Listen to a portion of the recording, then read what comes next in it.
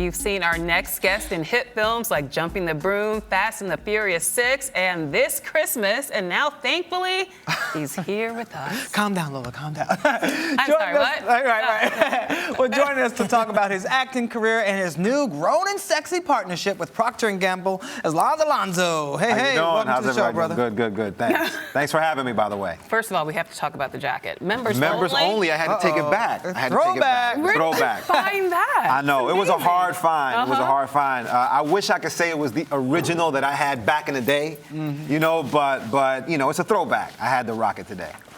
Strictly for a rise. Right. Thank Do you. it. That's it. They're the only ones that are getting it. Thank you. You got to see? bring the sexy when you come to a rise. Right. Absolutely. So talk to us about your Procter & Gamble campaign. Okay, so the Procter & Gamble campaign is called the Try It and Love It campaign. And it's pgtryit.com. Okay. And basically it's free stuff. Free stuff. Who doesn't like free stuff? We love that. Free 99. Free yeah. 99. You go on pgtryit.com. You fill in the information. Just check out a bunch of boxes, and then P&G will start sending you free stuff. Like for me, it's razors. You know, Gillette is something that is a brand that I've grown to like really trust, because on set every day, you know, you have to shave and you don't want to have nicks and cuts. Right. You know, so for me, this partnership weird made razor sense. bumps. Yeah, no ingrown hairs, Yeah. you know, Head and Shoulders, things that I trust, brands that I trust. And so that's where the partnership made sense, because I use these anyway. And the fact, I mean, who doesn't like free stuff? Yeah, and speaking of, let me go ahead Get and on my there, free man. Get stuff on there. now. Get your Gillette going. See, you're clean shaven like myself. I know, I you know, gotta be ready. Yeah, I gotta keep it smooth. So tell us more about how the partnership became about. How did they approach He's talking you? about keeping it smooth. Oh, Let him finish. Lord. Okay, gotta keep it smooth. Man, So, see, now I'm about to lose all my threw him smoothness off, went out threw the him window. Members only starting to get hot up in here. So why did you decide to, sign on to this partnership, and did they call you? How did it come to be? I'm gonna tell you, part of my passion is working with kids. And today I actually had an opportunity to go to the cinema school uptown in the Bronx and talk to the kids. This is a high school of nothing but film and television kids that are studying. It's the only high school in the country that starts that early in teaching them about film and television. Oh, you're kidding. Absolutely. And it's everything. in the Bronx? It's in the Bronx. Wow. And it's everything from directing, writing, producing, animation, acting, the whole nine. You're kidding. And one of the things that I always impart on the kids is grooming. You know, people forget how important grooming is. It's literally your billboard. You know, in acting, we have a headshot, and that's what sells us before we go in the room. Well, in real life, it's your appearance. It's how your pants fit, how your clothes fit. Are you clean? How do you look? Do you look presentable? Do you look like somebody that they want to spend the next 15 hours of every single day working with? Right. You know, and if you look like you smell before you walk in the room, then off the cuff, that already is setting up a bad precedent. Can't have that. Right.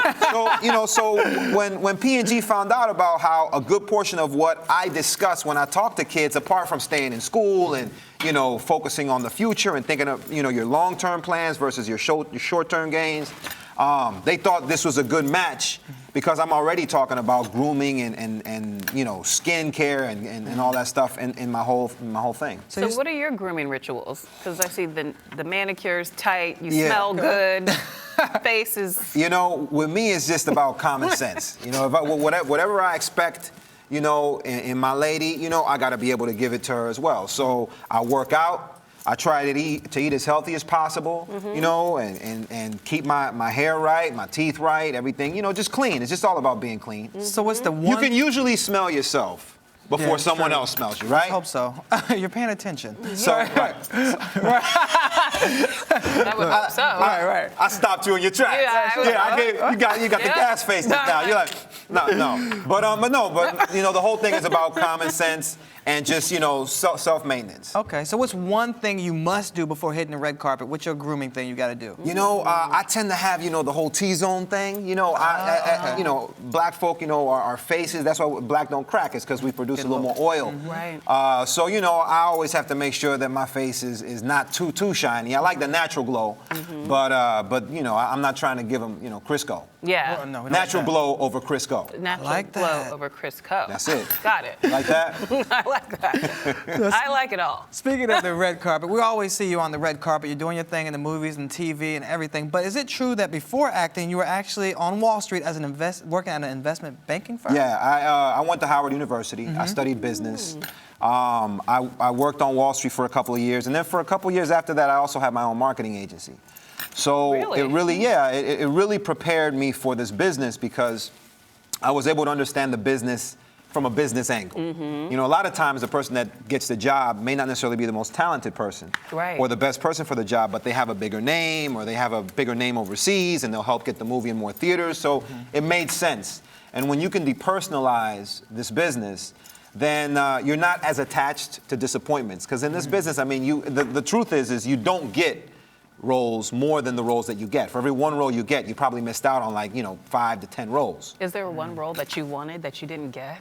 There have been, but we ain't gonna go there. Not gonna go there? No, I'm happy about the ones that I've gotten. I got a nice little, But another thing that you do also is you just accept that as that person's blessing. You know, that was that person's opportunity, and you cheer for them. But how do you make that transition? Walk us through it. So you're on Wall Street, you're making all this money, you've got a safe job, benefits the whole thing, and you decide to leap into Hollywood. It's so, like you're saying, unsafe. For every one job you get, you lose out on 10. Why would you do that? Well, I'm gonna tell you, first of all, my Howard education has come into play many times. First and foremost, it's learning how and when to spend your money. Okay. You know, and I started a rule very early on that was, I'm only gonna spend 25 cents for every dollar that I make. Oh. So if I can't fit it in that 25 cents, then I'm not spending it. And it just really started me on a path of saving.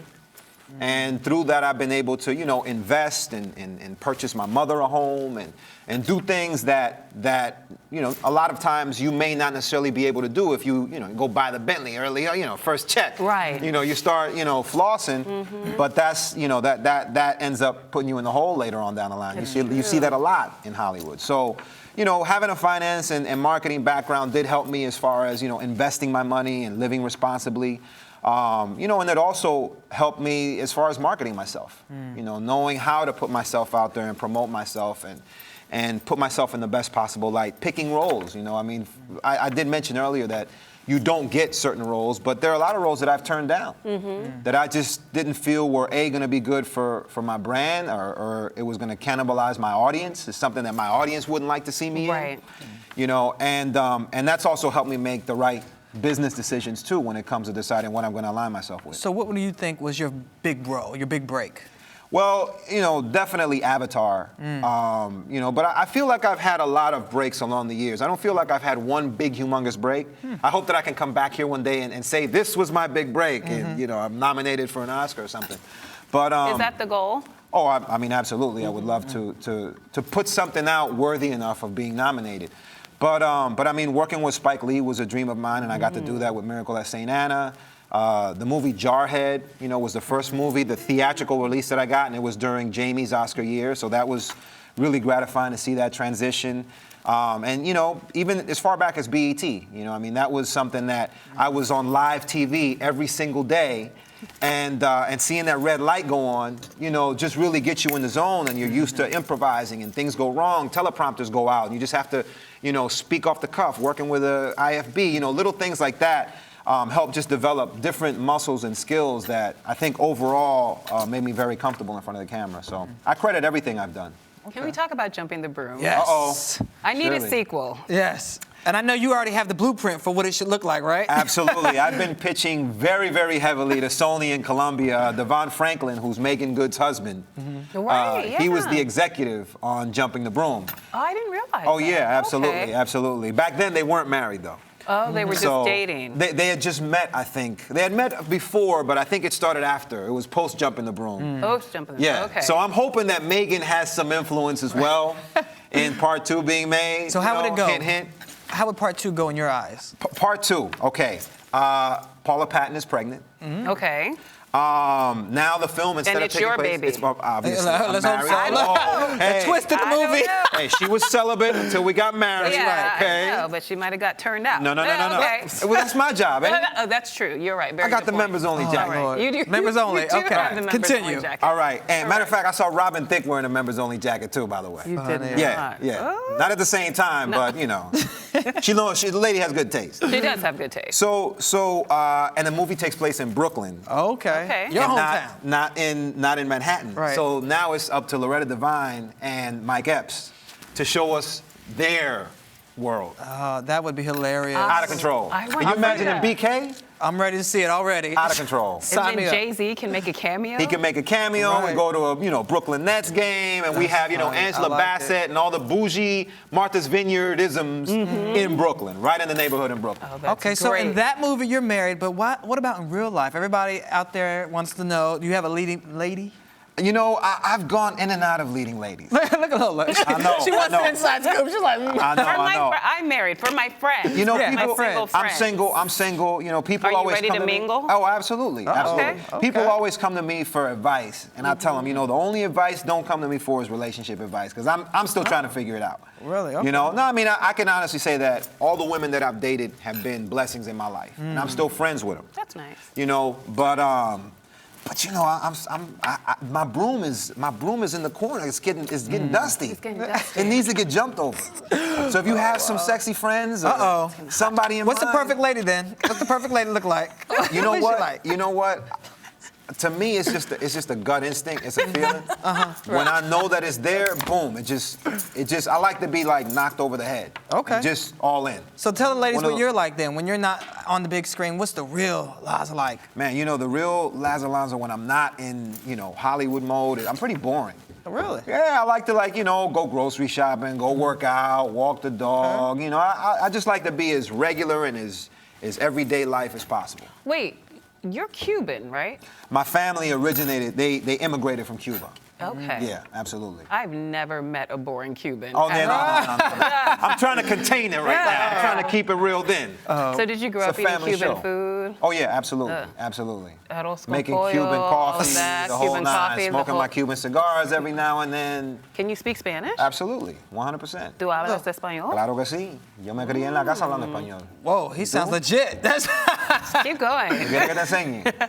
I'm sorry? Yo te puedo enseñar muchas cosas. I know, like, no I said, clue. would you like me to teach you? I can teach you that. Yes. Whoa! Please. Yeah. You I see the okay? ring I on your know how finger. to say- That was a you- joke. Get Lola in trouble. Yeah. I saw the ring on her finger. That's a joke. That's a joke. And that's a big ring. Yes, it is. Yes. So, you know, you don't want to mess with what's on the other side of that. No. So before you get in trouble, when you're not looking for Mrs. Alonso, Right. what's next for you? You know, in between projects, I just like to do a lot of what I'm doing now. And that's go talk to kids, motivate them, inspire them. And you know, from a selfish standpoint too, I get so much out of that. It reminds me of where I came from. It keeps me grounded. And I just leave there feeling like $1 million. No matter what may be going on in my personal life, you know, children and kids have a way of just injecting just happiness into you. There's so much promise that if you can just harness that and steer them in the right direction, you know, I'm hoping that, you know, them meeting me reminds them that, you know what, he's not that far away. I can get to where he's at. Right. You know, so that's my thing. That's pretty hot. Passion. Where are you from? Originally from D.C., I was raised between D.C. and New York. D.C. You know, and New so York. Okay. yeah, absolutely. So I got family in the Bronx, I got family in Brooklyn, and I'll be seeing them this week, getting my home cooked meal. Right. Right. Cuban food. That's right. Now I hear you're also going to be venturing behind the camera. Why directing? What interests you about that? Well, I directed this short film that you can find it on YouTube right now. It's called I Am. So if you type in I Am and Laz or I Am Laz Alonso, it'll pop up. It's a 3-minute documentary, so it's a docu-short on this artist from D.C. Russell Simmons basically put together this thing where he wanted to bring more African-American talent to Art Basel in Miami. And so he put together an art exhibit of all people of color, as well as bringing in filmmakers to shoot a little kind of documentary, a little biography on each one of them. And Russell selected me to do the one on the artist from D.C. Who is he? His name is Art, now, of course, y'all put me on the spot. Right. Alberts. Alberts. Yes. And he's an amazing artist. I mean, his art is phenomenal. Wow. And he draws straight from his head. He doesn't sketch anything out first. He just goes in and makes these humongous just pieces. freestyles? Freestyles them Wow. with a ballpoint pen. You're kidding. So there's no room for error because it's in ink. And it's just something that, you know, for me, I found a really tremendous connection with this guy and his history. I mean, this guy, he worked in one of the museums as a security guard just to be surrounded by art every single day of his life when he was too young to afford art school. Wow. So that's passion, you know, and that's the kind of person that inspires me. You know, so I made this film. And I got bit by the directing bug. It got rave reviews down in Miami at Art Basel. It was the Artisan film series. And now I'm in talks to direct a full-length feature documentary. Wow.